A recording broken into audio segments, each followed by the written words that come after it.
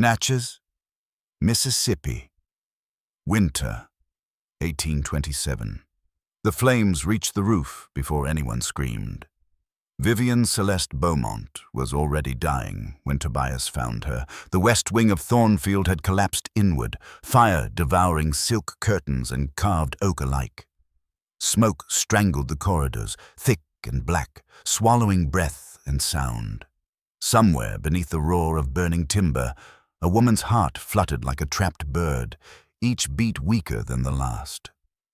Tobias ran into the fire barefoot, not because he was ordered to, not because he was brave, but because he knew. He always knew. He found her sprawled on the marble floor, her pale dress smeared with ash, lips already turning blue. The heat scorched his lungs as he lifted her, cradling her against his chest. The ceiling cracked above them. Burning debris rained down, tearing into his back, blistering skin, filling the air with the smell of flesh. He did not slow. Outside, people shouted. Someone screamed his name. Another voice yelled that he was insane, that no slave was worth dying for a white woman already half dead. Tobias staggered into the cold night and collapsed to his knees. Vivian still in his arms. Snow hissed as it met the fire on his skin. Blood ran down his spine. His vision darkened. Vivian gasped, a thin, fragile sound. Her heart, the heart doctors had sworn would fail under fear, beat on. Later, when the fire was ash and the river swollen with winter rain, people would whisper that what Tobias did defied nature itself, that no man could survive such wounds, that no woman with such a heart should still be breathing. But this was not the first time he had carried her through death, and it would not be the last. Before we go deeper into this unforgiving verdict of fate and love, I want to know who is walking beside me tonight. From which city or country are you listening to this story? Leave a comment below and let me know. Natchez, Mississippi. Spring to summer, 1826. Before fire learned her name, Natchez learned her face. The city rose along the bluffs of the Mississippi like a promise made to itself. White-columned mansions, iron balconies draped with jasmine, streets perfumed by magnolia and money. By day, steamboats groaned at the docks, unloading cotton bales heavy with the labor of unseen hands. By night, lanterns glimmered, and the river whispered of places far beyond the bend, places no one here intended to imagine too clearly. Thornfield crowned the hill. The Beaumont estate breathed heat. It pressed against skin and thought alike, a damp weight that settled into lungs and bones. Summer arrived early and stayed late. Cicadas screamed in the oaks. Spanish moss sagged like tired lace. The air never truly cooled, only softened at dusk into something deceptive and heavy. Vivian Celeste Beaumont had been raised to be still inside it. She moved through Thornfield like a porcelain figurine set carefully on velvet, beautiful, expensive, and perpetually on the verge of shattering. Doctors came often. They spoke softly but firmly, their fingers cool on her wrist, their verdict unchanged. A weak heart, a fragile constitution, no excitement, no exertion, no excess of feeling. The rules followed her everywhere. She learned to walk slowly, to laugh quietly, to swallow tears before they gathered. She learned to breathe shallowly when her chest tightened with emotion. She learned to turn away from anything that might stir her pulse too fast. Music that swelled, arguments that flared, love that demanded. Her mother enforced calm with devotion, sharpened by fear. Marguerite Beaumont measured her daughter's life in cautions and prohibitions, mistaking restraint for safety. Servants were instructed to watch Vivian constantly, to intervene if she showed signs of agitation. Vivian complied, outwardly. Inwardly, she lived like a woman buried alive, conscious beneath the soil. She read novels in secret, fingers trembling as characters ran and loved and suffered without collapsing. She stood at the windows overlooking the river and imagined movement, boats traveling north, current pulling without apology. She wondered what it would feel like to be afraid and alive at the same time. Across the grounds, far from silk and supervision, Tobias learned a different stillness. He was born strong. Strength marked him early and relentlessly. By 15, he lifted what 2 men could not. By 25, his back carried a map of scars, raised, pale lines from whips and heat and accident. He belonged to the land in the way the land demanded, not gently, not kindly. Tobias worked where the plantation needed muscle without question. He hauled cotton, rebuilt fences after floods, dragged fallen trees from roads, and mended what storms broke. When the river rose, he was sent first. When structures failed, he was sent next. Men stepped aside when he approached, not out of cruelty, but respect edged with distance. Tobias spoke little. He conserved breath in words the way others conserved hope. His eyes missed nothing. He noticed shifts in wind before storms, changes in water before floods, cracks in wood before collapse. He had learned to read danger because danger never announced itself. He lived in the margins between tasks, sleeping lightly, listening always. His strength was not reckless. It was deliberate, measured, protective. He had seen Vivian only from afar before the fire. A glimpse on the gallery, her pale dress glowing against shadow, a soft figure escorted too carefully across the lawn. He noticed how others adjusted around her, how the house itself seemed to hold its breath when she passed.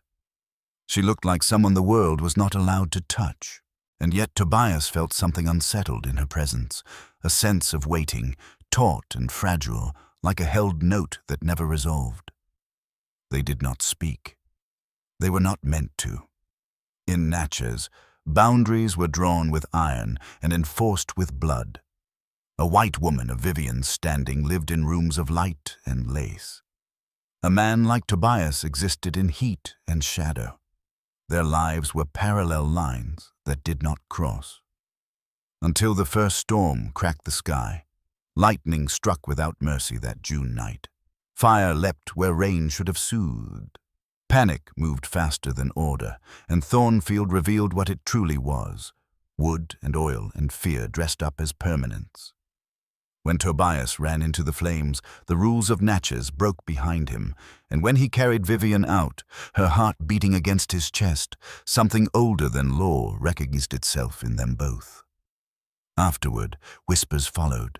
Some said it was madness. Some said it was instinct. Some said it was blasphemy for a slave to carry a white woman like a bride through fire. Vivian remembered only the smell of smoke and the sound of his breathing, steady and relentless, as if daring the world to contradict him. Tobias remembered the weight of her, how light she was, how fiercely alive despite everything that insisted she should not be. From that moment on, the heat of Natchez did not loosen its grip. It tightened, the first crossing of boundaries. The fire should have ended things. That was what Natchez believed. A tragedy contained, a lesson learned, a story retold with just enough distance to be polite. Thornfield would be repaired. Scars would fade. Order would resume. But fire has a way of opening doors it does not close. In the days after the blaze, the mansion smelled of smoke no matter how much lavender water the servants used. Walls were blackened, ceilings gaped where beams had collapsed. Life at Thornfield moved slower, quieter, as if the house itself were recovering from shock. Vivian was confined to her room. Doctors came again, shaken by how narrowly she had survived. They insisted on stricter rules, heavier supervision. Her mother agreed, terrified by how close death had come. And yet something inside Vivian refused to return to stillness. She replayed the moment endlessly. The heat, the choking smoke, the certainty that she was about to die. And then arms. Not delicate arms, not careful ones. Strong arms that did not hesitate, a chest like a wall, a heartbeat loud and certain beneath her ear. Tobias had carried her as if the fire were an inconvenience, not an enemy. For the first time in her life, Vivian had been helpless and safe at the same time. That contradiction would not release her. 3 weeks later, the river rose. Spring storms upstream sent the Mississippi swelling beyond its banks. The water crept higher each night, dark and insistent, licking at the edges of the lower fields. Men worked the levees until their hands split, stacking earth and timber in a desperate argument with nature. Tobias was among them from dawn to dusk. On the fourth night, the argument was lost. The levee failed just before midnight. Water roared onto the plantation with a force that erased paths and fences in seconds. Shouts cut through the darkness. Lanterns bobbed wildly. People ran with whatever they could carry. Vivienne woke to screaming. Cold water spilled across her bedroom floor, shocking her breath from her lungs. Panic surged, and with it, the familiar terror of her heart losing control. She tried to stand. Her legs failed. The room spun violently. She collapsed beside the bed as the water climbed. Downstairs, chaos ruled. Orders were shouted and ignored. No one thought first of the fragile young woman trapped above rising floodwater. Everyone thought of survival, except Tobias. He heard a sound that did not belong to the flood, a thin, broken cry, barely audible above the roar. It came from the upper floor. He did not ask permission. Tobias plunged into the house, water already at his waist. Furniture floated like corpses. He forced his way up the staircase as it groaned and shifted beneath him. When he reached Vivienne's room, the door was jammed shut by pressure from the water inside. He broke it open with his shoulder. Vivienne lay half-submerged, pale as bone, eyes unfocused, lips blue. Her heart was failing. Tobias lifted her without thought, tucking her against him, keeping her head above water as he turned back toward the stairs. The current slammed into his legs, trying to tear her away. He braced, moved inch by inch, muscles screaming as debris struck his back. Outside, the water surged stronger. They were swept from the doorway into the flood itself. Tobias did not fight the river. He angled his body, using his strength and knowledge of currents, letting the water carry them toward a higher ground. He held Vivienne with one arm and swam with the other, breath burning in his chest. At last, they reached the slope beyond the main grounds. Tobias collapsed onto the mud, shielding her body as the current tore past them. He pressed his ear to her chest. Her heartbeat fluttered, weak, erratic, but present. He stayed there, kneeling in the rain until she coughed violently and drew breath. Vivienne opened her eyes. She saw Tobias above her, soaked, bleeding, exhausted. His hands trembled as he brushed wet hair from her face. "You're safe," he said hoarsely. She should have fainted. Instead, something impossible happened. Her heart did not falter. It steadied. In that moment, soaked, shaking, alive, Vivienne understood something terrifying and undeniable. Her heart did not fail when Tobias held her. It responded. That night marked the true beginning. Not love yet, not even trust, but the first breach. From that night forward, neither of them could pretend that what had passed between them was merely duty or chance. The world had pushed them together twice. The third time, neither would be able to look away. What grew in the spaces between? After the flood, Natchez spoke of providence. People said the river had spared Thornfield out of mercy. They praised the strength of the men who rebuilt the levee and the resilience of the Beaumont family. They spoke of recovery, of order restored. No one spoke of what had shifted beneath the surface. Vivienne was kept inside again, wrapped in blankets and caution, but something fundamental had changed. The fear that once ruled her body had loosened its grip. Her heart still weakened with exertion, but it no longer collapsed at the edge of emotion. Doctors called it coincidence. Her mother called it temporary. Vivienne called it Tobias. She began asking questions that startled the household. Who had organized the repairs along the riverbank? Who had pulled children from the water? Who had worked through the night without stopping? The answers led to the same name again and again. Tobias. At first, Vivian watched from windows and galleries. She noticed the way he moved with economy, never wasting motion, never raising his voice. She saw how other slaves deferred to him without being told. She saw how even overseers hesitated before issuing him orders. She also saw the scars. They marked him not as dangerous, but endured. Each line on his skin was a sentence written by pain and survival. Vivian, who had lived protected from sensation, felt an ache she could not name when she saw them. Weeks passed before they spoke again. It happened by accident, or so it seemed. Vivian was walking in the garden at dusk. Farther than usual, her chaperone delayed. The air was heavy, jasmine thick and almost suffocating. Her heart fluttered dangerously, and she lowered herself onto a stone bench, breathing shallowly, willing calm. Tobias was repairing a broken trellis nearby. He noticed immediately. Not the stumble, but the way she pressed her hand to her chest, the way her shoulders locked as if bracing for collapse. He approached slowly, careful not to startle her. "Miss Beaumont," he said quietly, "you need to sit still." She looked up at him, startled by the familiarity of his concern. "I'm sitting," she replied, too sharply. Tobias stopped several feet away. He did not come closer unless invited. "Your breathing's wrong," he said. "Slow. Count it." Vivian hesitated. No one spoke to her like that. No one ever told her what to do without fear or condescension. Against instinct, she listened. She counted. She slowed. Her heartbeat steadied. When she looked at him again, something unspoken passed between them. Recognition, not gratitude. Awareness. "Thank you," she said finally. It was the first time she had thanked him properly. From that moment, small crossings multiplied. Vivian began walking at dusk intentionally. Tobias began finding work near the paths she favored. They never planned it. They never acknowledged it. Their conversations were cautious, brief, almost formal, about the weather, about the river, about the repairs. Yet beneath every word lay what they did not say. Vivian learned that Tobias's mother had taught him to read signs, clouds, currents, people. She learned he had never known freedom, but had learned patience instead.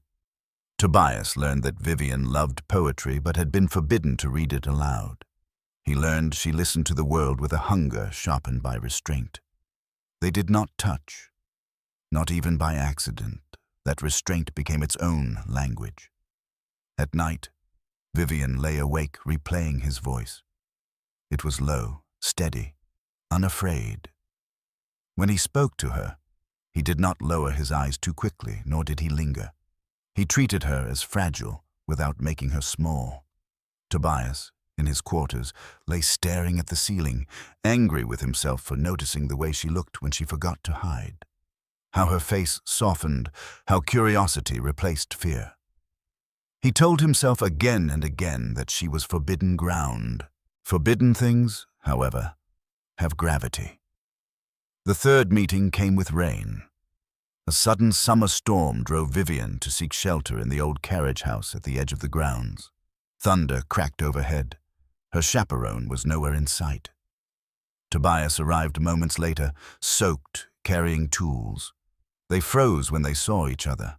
The rain closed in, loud and relentless. The space was small. The air smelled of hay and wet wood.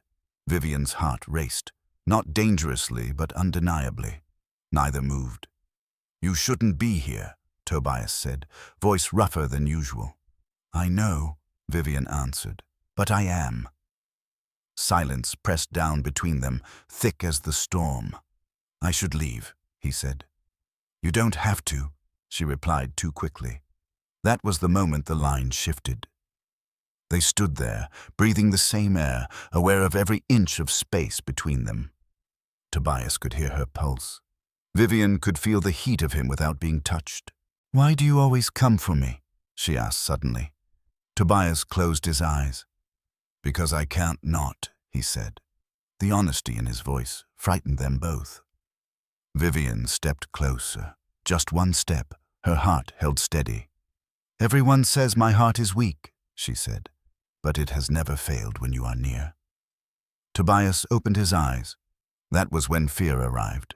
Not of punishment, not of death, but of desire. He reached out, then stopped himself inches from her hand. His fingers shook. "If I cross this," he said, "there is no safety for either of us." Vivian lifted her chin. "I have lived my whole life safely," she said, "and it nearly killed me." She closed the distance herself. When their hands finally touched, it was brief, reverent, electric. Not possession, recognition.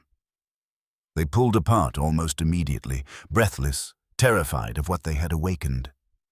From that night on, everything changed. They met in shadowed places, always cautious, always aware of eyes and consequences. They spoke of nothing and everything: fear, faith, longing, the cruelty of rules written without mercy. They did not rush love. They let it grow in whispers, in glances, in hands brushing and pulling away. In the way Tobias positioned himself between Vivian and danger without being asked. In the way Vivian began to stand straighter, breathe deeper, live fuller. Each meeting deepened the wound and the wonder. They prayed separately for forgiveness and together for courage. Because both knew what waited if they were discovered, and yet neither could stop. This was not passion that burned quickly. It was something slower, stronger. A bond forged where fear and tenderness met. When the noose began to tighten, the first sign was silence. Not the gentle, companionable quiet Vivian had learned to cherish, but the sudden absence of Tobias's presence in the places she had come to expect him. The garden path lay empty at dusk. The trellis repairs were finished and not replaced by new work. The carriage house stood abandoned even when rain threatened. Vivian felt it immediately, like a change in pressure before a storm. She tried to tell herself it was coincidence, that she was imagining patterns because her heart, still weak, still warned against excess, had grown reckless with hope. But Thornfield had begun to watch. A house like that always did.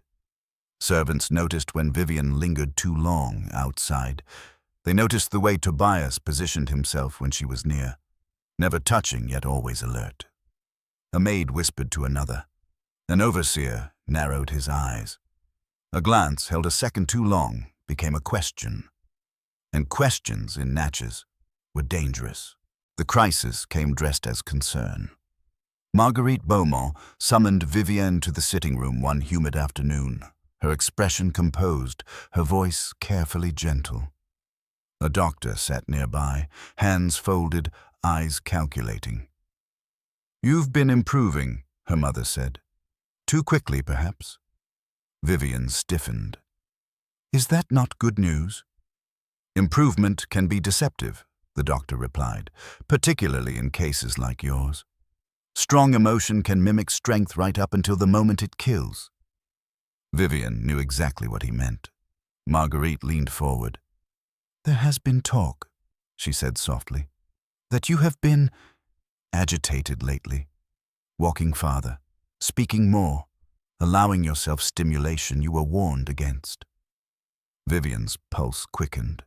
She forced herself to breathe evenly. "I am not ill," she said. "I am alive."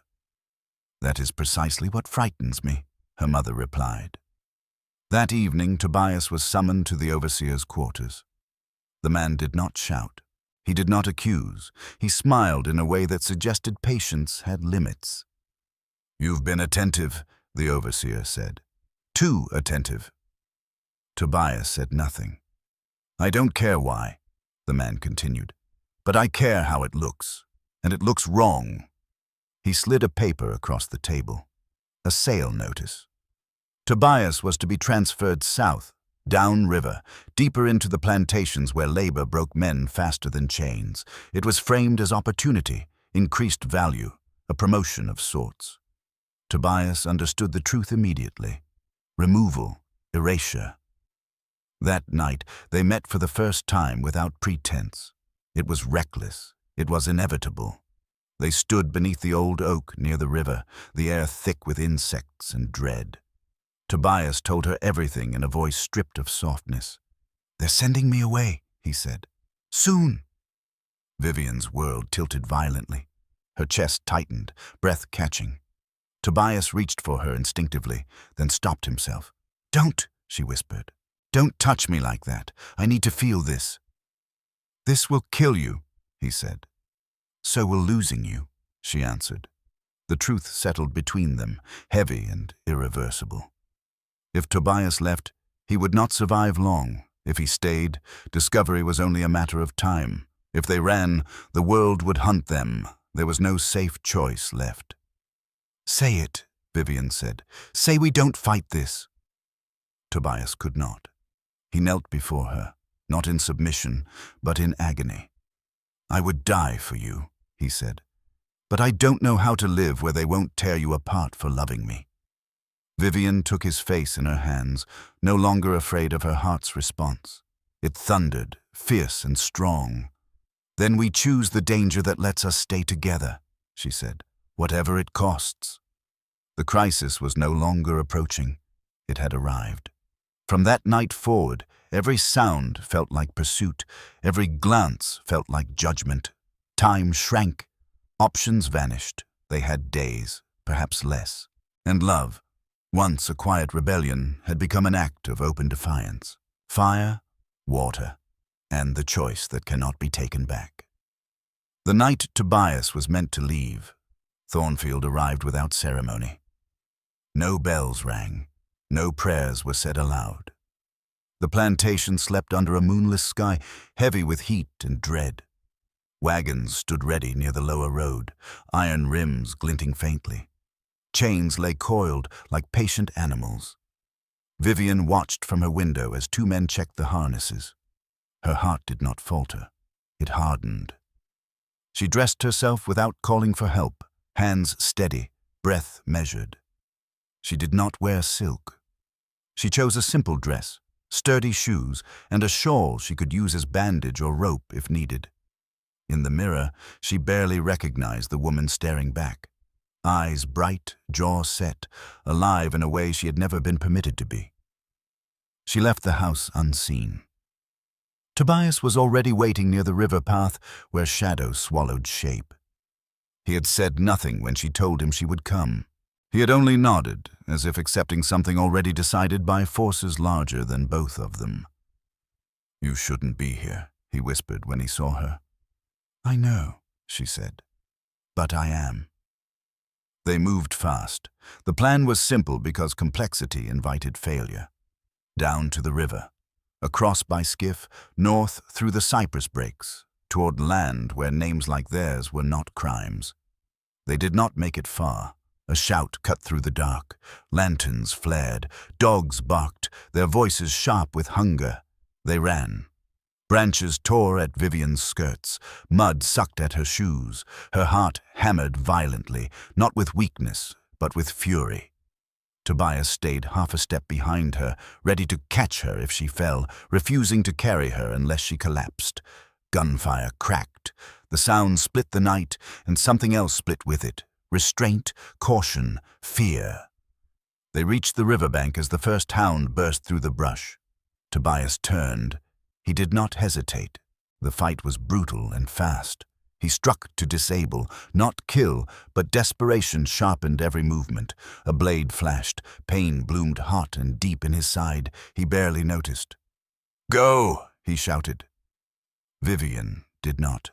She seized the lantern dropped by one of the men and hurled it into the reeds. Fire leapt instantly, hungry and wild. Smoke billowed, confusing the dogs, the men, the night itself.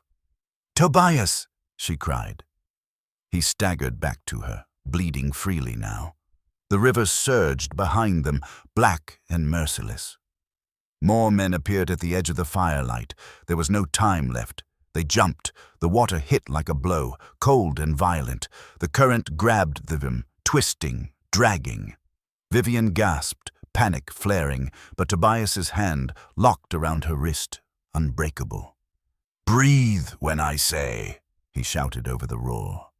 He fought the river with the last of his strength, muscles screaming, blood clouding the water. Vivienne clung to him, counting breaths, trusting him with a faith that eclipsed fear. A gunshot rang out. Tobias jerked sharply, his grip tightened instead of loosening. "No!" Vivienne screamed, dragging him with her toward the far bank. "No, no, no!" They slammed into mud and reeds. Tobias collapsed, body finally yielding. Vivienne pulled him farther from the water, hands slick with blood, mind frighteningly clear. She pressed her ear to his chest. His heart was still beating, weak, uneven, just like hers had once been. She worked without thought, tearing fabric, binding wounds, applying pressure the way she had seen doctors do, the way she had never been allowed to learn before. "Stay with me," she said, voice fierce and unyielding. "You carried me through fire and flood. I will not lose you here." Voices echoed on the far bank. Lanterns moved frantically. Vivienne made a choice. She dragged Tobias into the thickest part of the marsh, ignoring the burning in her chest, the scream of her heart at the exertion. Every step was agony. Every breath felt borrowed, but she did not stop. Hours later, whether by mercy or exhaustion, the search passed them by. Dawn found them hidden, broken, alive. Tobias woke to light filtering through leaves and pain that told him he was still in the world. Vivienne lay beside him, pale, shaking but breathing steadily. "You shouldn't have survived this," he murmured. She smiled weakly. "Neither should you." They laughed then, soft, disbelieving laughter edged with tears. Not because they were safe. They were not, but because they had chosen each other. That was the climax of their story. Not the chase, not the blood, not the river. The moment they refused to let go, what love left behind. They reached freedom quietly, not with celebration or banners, but with exhaustion so deep it felt like sleepwalking through grace. A Quaker family found them 2 days after the river, hidden among cattails and fever. They did not ask questions that demanded answers. They brought blankets, clean water, and hands that knew how to heal without judgment. Tobias lived. The bullet had passed through muscle, missing bone and organ by a mercy. Neither of them tried to name. Vivienne lived too, though doctors shook their heads in disbelief at what her heart had endured. "She should not have survived this journey," one said softly. Vivienne only smiled. "Neither should love," she replied. They married the following spring in a small meeting house north of the Ohio River. No music swelled, no grand witnesses attended. There were only words spoken plainly and promises made without fear.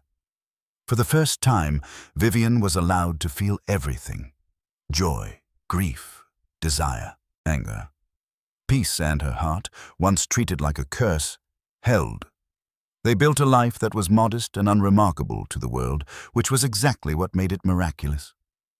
Tobias worked with his hands, strength now chosen rather than stolen. Vivienne taught reading and letters to children who had been told their minds were dangerous things.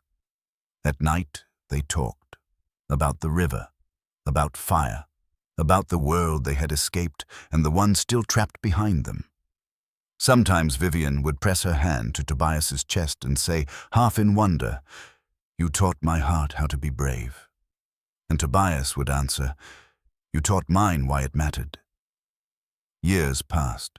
Vivienne lived far beyond every prediction. Her heart remained imperfect, but it was no longer fragile. Love had not cured her, it had claimed her, and that had been enough. When Tobias died decades later, it was not in violence or flight, but in bed, with her hand in his and the morning light on his face. Vivienne survived him by only 2 winters. They were buried side by side beneath a simple stone that bore no titles, only truth. He carried her through fire and flood, when the world believed she would not survive feeling. She gave his strength a purpose beyond survival. Together, they proved that love does not ask permission from law, nature, or fear. It only asks courage. The story is over, but the pain of that era still resonates. How are you feeling right now? Are you listening to this story alone or with someone? Share your feelings and where you are right now.